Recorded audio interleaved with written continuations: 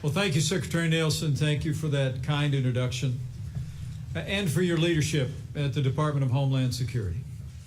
Would you all join me in thanking Secretary Kirstjen Nielsen for her leadership and for bringing together this historic summit today.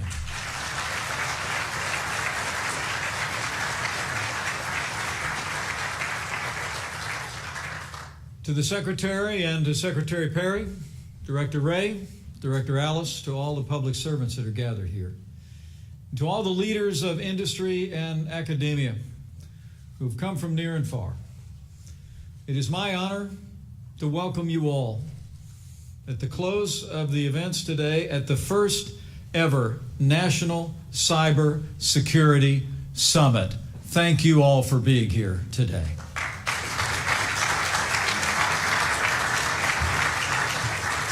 And I bring greetings and gratitude for your participation in this conference from a great champion of American security, President Donald Trump. I'm here today on behalf of the President because cybersecurity is a major focus of this administration. Over the last year, at the President's direction, we've taken unprecedented action to strengthen our digital infrastructure and defenses because we know that cybersecurity has never been more important to the American people. America depends on the digital world more with every passing day, as all the industry leaders here know too well. It's opened countless new doors of opportunity, created extraordinary new sources of prosperity, and unleashed a new era of entrepreneurship and innovation that has infused nearly every aspect of our lives and our society. Yet while this revolution has spurred new opportunities, as you all have discussed here today, it has also spawned new threats. Criminal terrorists, foreign adversaries, constantly prowling this digital domain, represent a threat to this nation. And America's digital infrastructure is under constant cyber attack. The federal government alone experiences hundreds of thousands of digital assaults every day. And across the entire country, the number of attacks on our digital infrastructure is impossible to calculate. Our digital foes are targeting every facet of our society. They threaten our family's privacy, like the hackers who breached the credit bureau Equifax last year and made off with the Social Security numbers and other personal information of nearly 150 million Americans. They extort our hard-earned money, as we saw in the North Korean WannaCry attack that held more than 200,000 devices in 150 countries hostage, demanding a ransom. Foreign interests also routinely steal trade secrets from some of our most important industries. As our administration's recent 301 trade investigation found, for many years, China has directed bureaucrats and businesses to find and steal our nation's intellectual property and advanced technologies, especially those pertaining to our national defense. Our cyber adversaries also seek to infiltrate our critical infrastructure, including our electrical grid, power stations, so that in some future conflict they might have the opportunity to shut down the nerve center of American energy and our national life. They also target our economy. A single Russian malware attack last year cost a major American shipping company roughly $400 million. And in 2016, cyber attacks, it is estimated, cost our economy as much as $109 billion. Cyber attackers also go after government at every level, such as in March when criminal hackers hobbled the city of Atlanta and crippled many basic services for several days. And as the American people know all too well, our adversaries increasingly use the digital world to manipulate, to divide, to chip away at our most cherished values. In the face of these threats, the American people demand and deserve the strongest possible defense, and we will give it to them.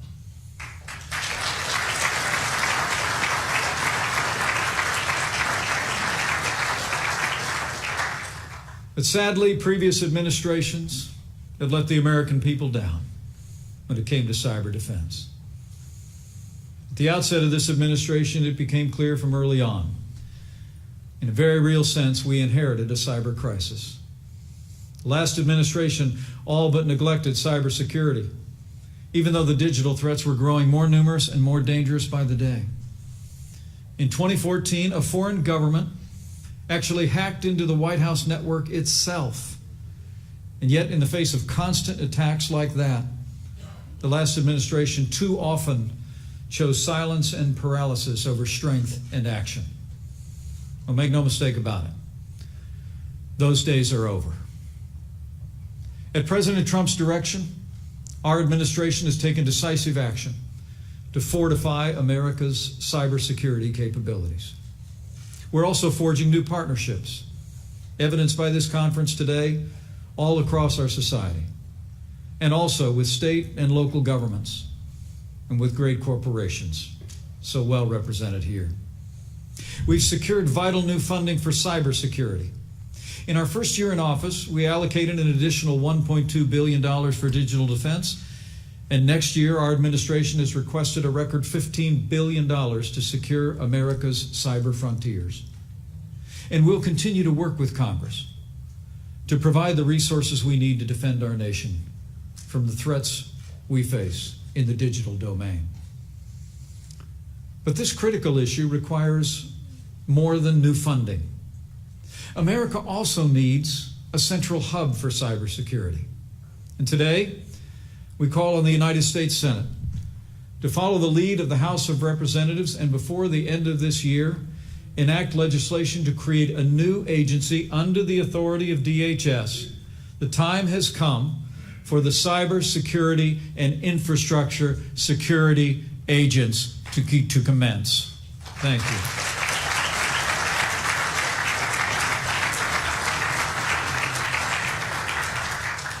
This agency will bring together the resources of our national government to focus on cybersecurity, and it's an idea whose time has come. In addition to funding and reforms, our administration is hardening federal networks as never before. We're taking renewed action to identify and eliminate weaknesses that our adversaries could exploit. For example, the federal government has long allowed Kaspersky Lab, a Russian antivirus software, to be installed on federal devices, even though it has a direct relationship with the Russian government and intelligence services. This threat existed for many years, but our administration ended the threat last year when we banned Kaspersky Lab software from the entire federal government.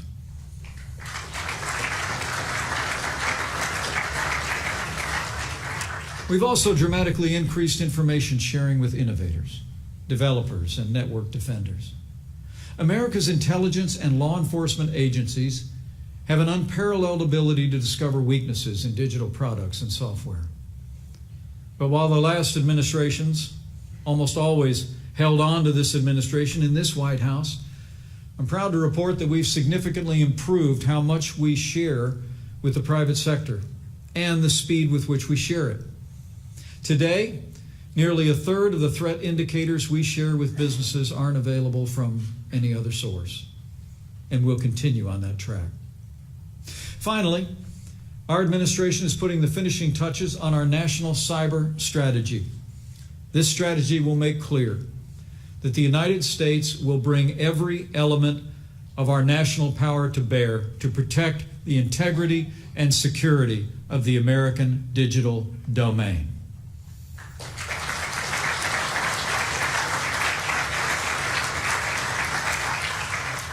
Our actions have already made our adversaries' actions more costly. And as we continue to reinforce our cyber defenses, we will deter them as never before. But as you well know, we can't prevent every assault or attack in the digital sphere. The sheer size and magnitude of the danger, combined with the rapid evolution, means that some attempts will simply slip through the cracks. Now, be assured, our government will continue to ensure the resilience of our digital infrastructure so that when these breaches may occur, we can get back on our feet fast, chart a path forward, learn from our vulnerability, and prevent the next attack. And when it comes to stopping our cyber adversaries, resilience, though, isn't enough. We also must be prepared to respond. And in this White House, I'm proud to report we are. Our administration has taken action to elevate the United States Cyber Command to a combatant command, putting it on the same level as the commands that oversee our military operations around the world. Gone are the days when America allows our adversaries to cyber attack us with impunity. Our goal remains: American security will be as dominant in the digital world as we are in the physical world.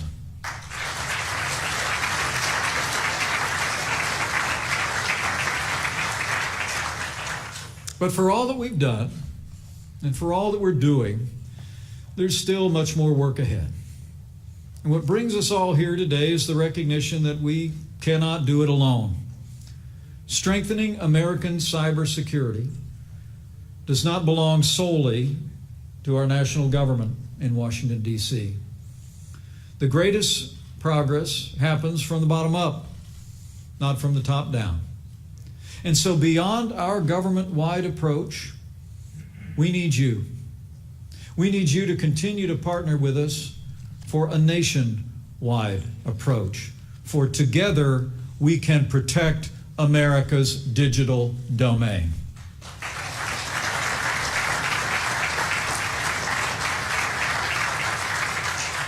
You know, it's been said cybersecurity is a team sport. It requires seamless collaboration between the federal government, state and local leaders, but also innovators, entrepreneurs, academic experts. In a word, it requires all of you in this room and all of those that you represent all across the nation. We've already taken important steps, I'm pleased to report, to improve our partnerships at every level. And in addition to this conference today, where you've heard much about those efforts, I'm particularly excited with the new initiative that Secretary Nielsen announced this morning, the National Risk Management Center. This new center will be the gateway for American companies who want to work with the federal government more closely to strengthen our shared cybersecurity. And let me take this moment to thank all of you who have already expressed your intention to join this critical initiative.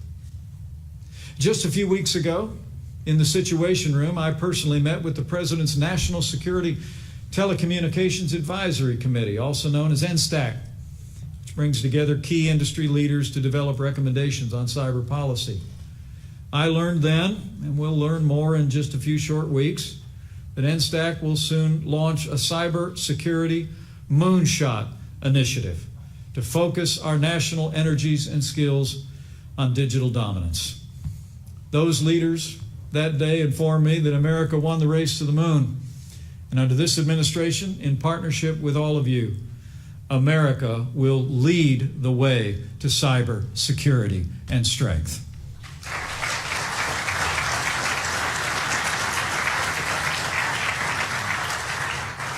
Now, the examples that I mentioned today are all essential to the security and prosperity of the American people. But as we gather today, the American people also deserve to know that our democracy is secure as well. So before I close, let me speak to our administration's unprecedented action to safeguard the integrity of our elections. While other nations certainly possess the capability, the fact is, Russia meddled in our 2016 elections. That is the unambiguous judgment of our intelligence community, and as the President said, we accept the intelligence community's conclusion. Russia's goal was to sow discord and division, and to weaken the American people's faith in our democracy. And while no actual votes were changed, any attempt to interfere in our elections is an affront to our democracy, and it will not be allowed.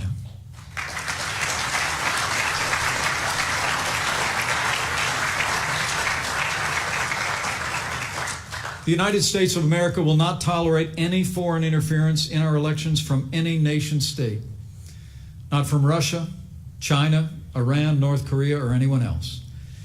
As President Trump said, we're not going to have it. To that end, over the past year, President Trump has directed our administration to create as well a whole of government approach to strengthen election security. As recently as last week, the President convened a National Security Council meeting for updates on the progress that we've made. As the President has said, we've taken a firm stance and we've backed it up with strong action.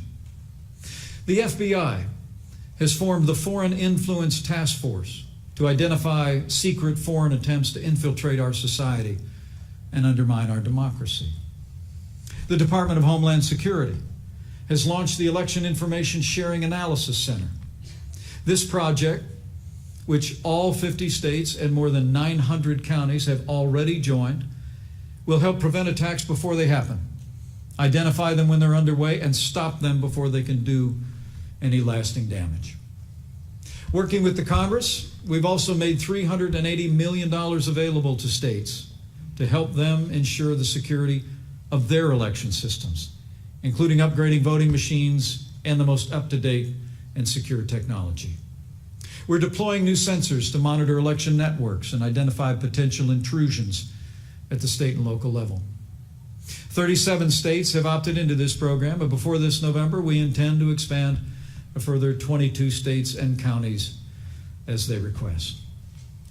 Our administration has also launched a national cyber situational awareness room that offers states a virtual connection between DHS and election offices on election day itself.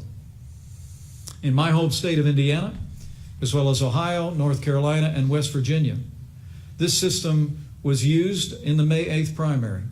And we're working hard to expand this project for other states so that it's ready before the midterm elections in November.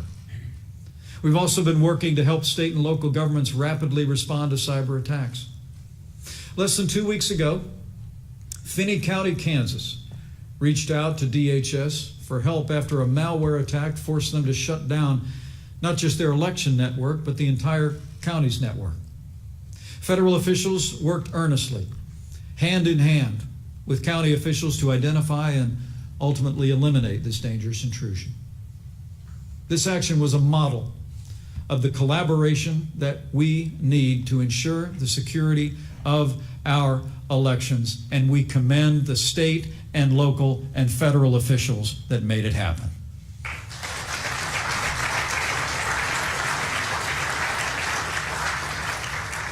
Now, make no mistake about it, our administration recognizes that elections are administered and conducted at the state and local level.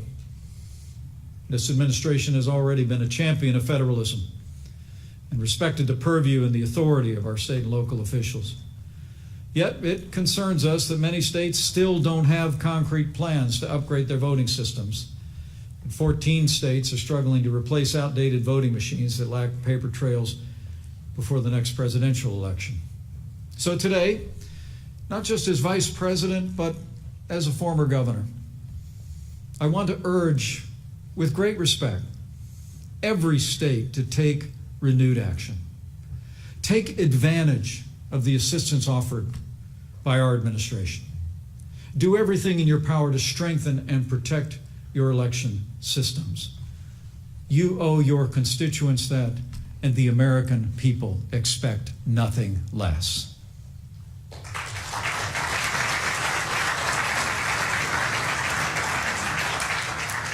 This is a time for vigilance and resolve.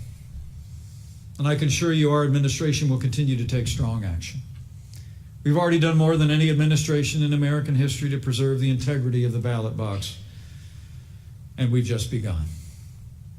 We'll continue to work tirelessly to prevent foreign nations and malign actors from hacking into our election infrastructure with the potential of changing votes or election outcomes.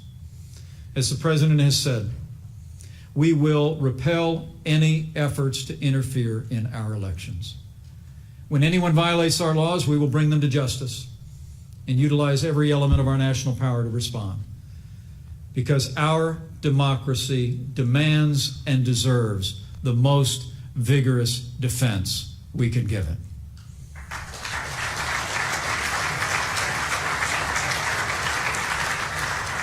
Now, I want to assure you we will do this in a manner that respects the God-given liberties enshrined in our Constitution, including the freedom of speech and the freedom of the press. We will never stifle voices in a free society, but we can expose malign and fraudulent voices when they seek to undermine confidence in our democracy, and this we will do. Our administration will always make efforts to shed light on foreign attempts to interfere or sow malign influence in our elections and our society. Our 16th President, Abraham Lincoln, probably said it best when he said, "Give the people the facts, and the republic will be saved." When the American people have the facts, they always uphold our most cherished institutions and values. And this is just as true today as it has ever been in our nation's long and storied history. So thank you again for being here, being a part of this important and historic gathering.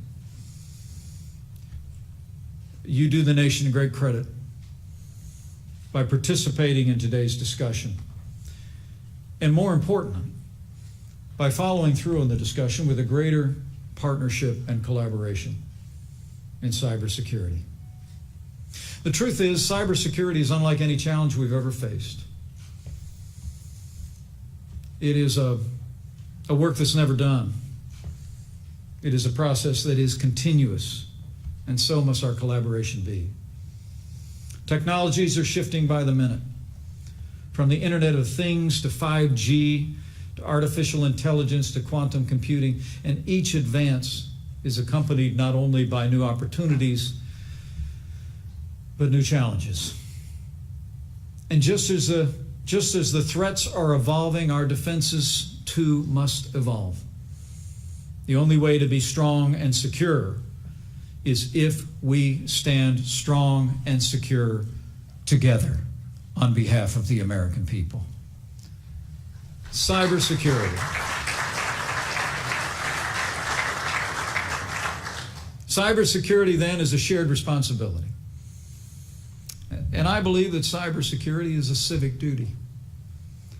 You've already distinguished yourselves as leaders and patriots in this cause, long before this conference today, by your efforts on behalf of the American people. The President and I need you to continue to be advocates in your industry and among your peers for greater cybersecurity collaboration.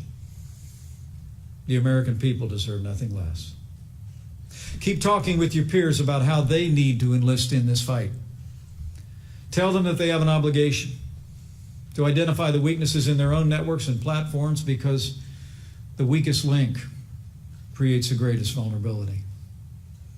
Tell them we need them to buy American when it comes to digital products and services, not just to support American jobs and innovation, but to support American security. Tell them they need to share their insights, ideas, and innovations that will strengthen our collective security. And above all else, tell them what you've heard here today at this conference. Tell them we need to work together on an increasing basis, not just with our national government, but with state and local governments, to ensure the continued security and prosperity of our nation. The American people are counting on all of us. They deserve to know that their homes are free from prying eyes, their personal information is safe and secure, that their bank accounts can't be robbed, that the lights will turn on when they flip the switch in the morning. And the American people deserve to know that our democracy cannot be corrupted, and that our nation is stronger and more secure, even in the midst of a technological revolution, than it's ever been before. This we can do together. So thank you for the opportunity to address you today, to wrap up what I trust has been a meaningful and productive dialogue. But I hope you will not feel that you've come here today and done your part by this attendance, I hope you leave here today with a burden on your heart to do more. The truth is, as the old book says, we should not grow weary in doing good, for in due season we'll reap a harvest if we do not give up. So don't grow weary. Don't grow weary in standing up for the security of the American people in the cyber domain. With the trust of the American people, with the patriotism and the collaboration of all of you gathered here who will work together with us on this vital issue, with the leadership of President Donald Trump, and I know with the support and the prayers of the American people, we will defend our nation. We will defend our nation on this cyber frontier. And I know, as Americans have always done, we will do it together. Thank you very much. God bless you, and God bless the United States of America.